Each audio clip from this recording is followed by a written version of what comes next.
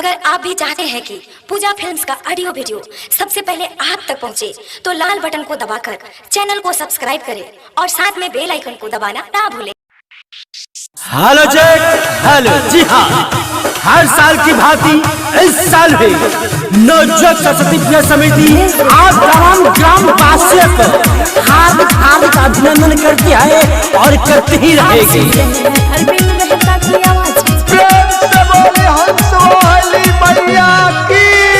गावे गावे सबके सूचना दिया था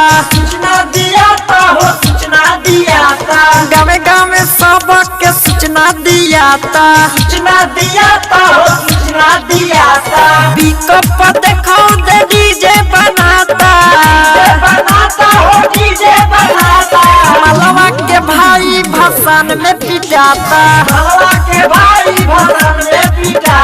लाते जूते उ तो खूबे कराता।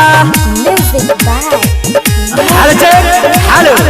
अरे बाबू निकल कर डांस कर, मैं कल से कान बोला बा बाकी बोला तू टैग बस नीचे उतार कर करता हां सबका सोझाऊ तो करे रंगदारी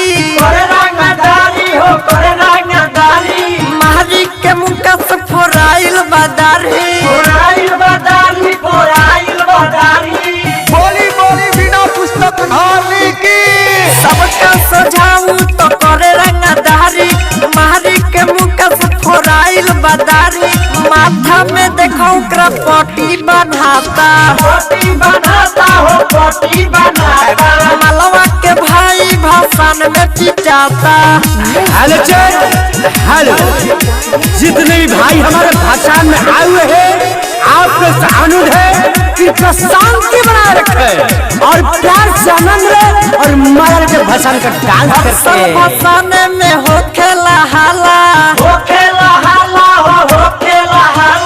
गलिया में अबीर लगावला जाला बोली सरस्वती मैया की। हर्षल भाषण में हो खेला हाला गलिया में अबीर लगावला जाला दिन सरबिंद के कुछ ना बुझाता मलवा के भाई भाषण में पिटाता।